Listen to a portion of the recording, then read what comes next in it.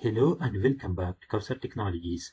In today's session, we are going to save edition form data into MySQL Database. In the previous session, we designed the edition form. It has ID, edition name, and description. So, before saving the data, we want to get maximum ID from the edition table. Okay, let's open MySQL Workbench, and here we will write a query to get maximum ID from the edition table. So simple. Select fnull, then we will use max function to get max ID. Here we can pass edition ID, then we will replace null value with 0 and increment by 1 as max ID from TBL edition. Okay, let's close parenthesis of max function. Okay, here the fnull function can be used to replace null value with 0 because by default, if there is no records in the table, the value is null. As you know that whenever we will add any value to null value, the result is also null. To fix that issue, we will use the fnull function, and instead of 0, you can use any value like 1, 2, 10, 100 and so on. And to start the ID from 1, we used 0 value, and you can use any value, no problem at all. So let's execute the query to see the result. As you can see, we got maxed ID. Good. Let's open NetBeans IDE. And here what we want to do. We want to open the source code. Here, first we want to import the required packages. For example, import java.sql.connection. Then import java.sql.result.set. Then import java.sql.PreparedStatement. Then import java.sql.sqlException. So thereafter we want to import the connection class also, JDBC connection class. This class is present in connection package. We want to import that also. Simple. Import connection.jdbc connection. Because in JDBC connection class, we established connection between Java application and MySQL database. So let's go back to edition form. The edition form is present in lookup forms. We want to open that. So thereafter we will write a simple method to return maxed ID. Simple. Private int get max ID. Here in the first step, what we want to do? We want to read connection from the JDBC connection class. To achieve this, we will use try catch with resources. Simple. Try and then catch. Here we want to catch exception. For example, SQL exception EX. Simple. Inside the parentheses, we want to take connection variable, connection con equal. Thereafter, we want to call method which is present inside the JDBC connection class. Here we have getDatabase connection method, and this method is a static method. First, we want to mention JDBC connection class name. After that, we want to write getDatabase connection method name. Simple. JDBC connection dot getDatabase connection. So thereafter, we want to use PreparedStatement. Simple. PreparedStatement. For example, PS equal con.PreparedStatement.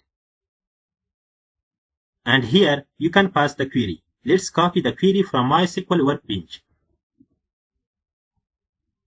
Inside that, you want to paste that query. Okay, we prepared the query. After that, we want to execute that query. Simple. ps.execute query. We will use the execute query method, and this method returns result set. We want to take a variable of type result set. Here simple, we want to assign this statement into result set variable. Simple. Result set, for example, rs equal ps.execute query. Okay, after that, we want to take a small if condition to get the maximum ID from the database. Simple. If rs.next, then return rs.get int of. Here you can pass the column name or index, we want to pass column name, which is marks ID. Okay, let's write an exception message inside catch block. Simple.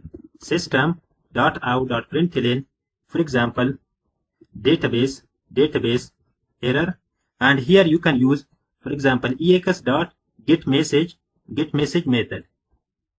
Okay, thereafter we want to return one value. If something is wrong, we want to return fallback value. Simple. Return, for example, 1.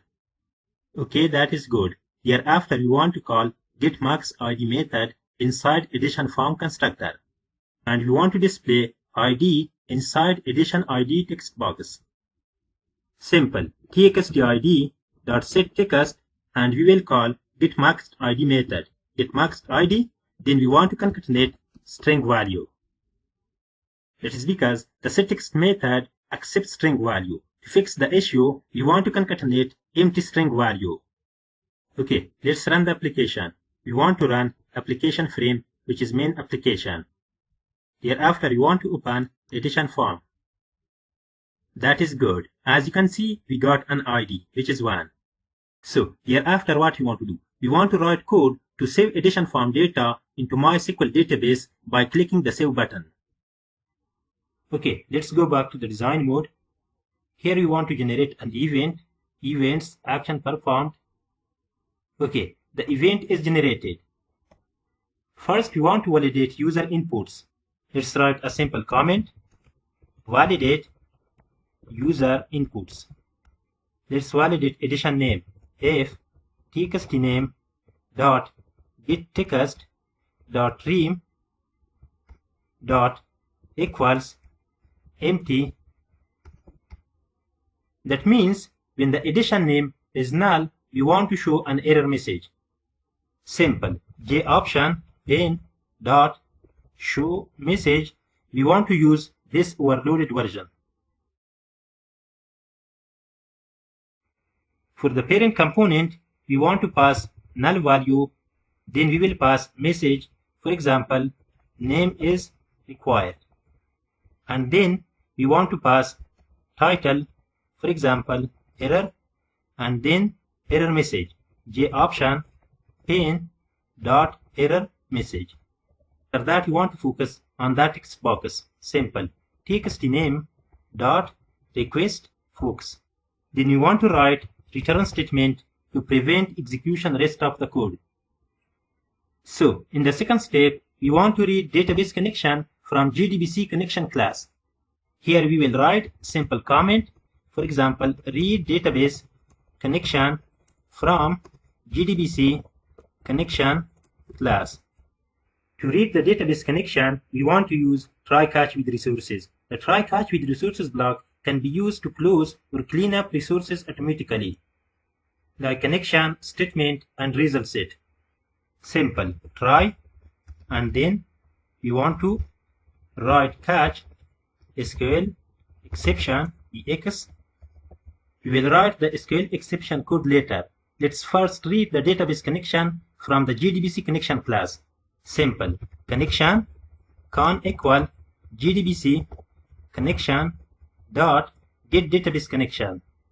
And here the get database connection method is a static method present in the JDBC connection class. And whenever we want to access a static method, we have to use class name and then the method name. Okay, let's write the insert query. Simple. We want to take a variable string, for example, query equal insert into TBL addition, and then we want to specify columns. Addition ID, then addition, and then description. After that, we want to specify the values. For the value, we want to use parameters. Question mark, and then question mark, and then question mark.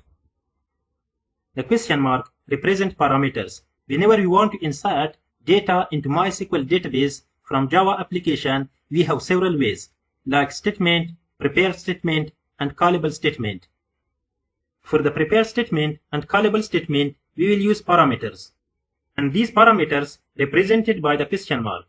So the query is ready. After that, we want to define prepare statement. Simple. Prepared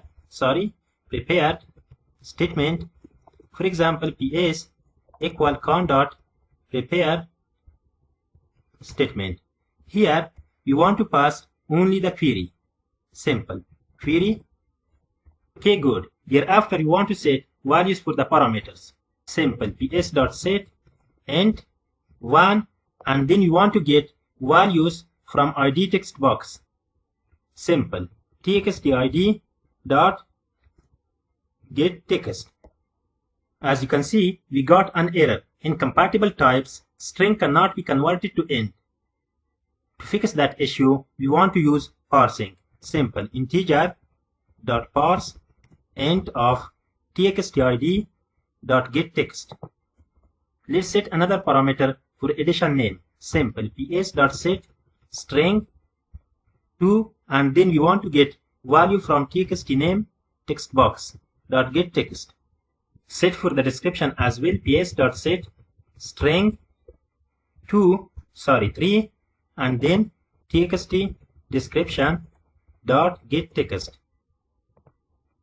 Okay, the query is ready and completed. Now we want to execute that query. Simple. ps.execute update. We want to use execute update method, and this method return integer value. We want to assign into integer variable.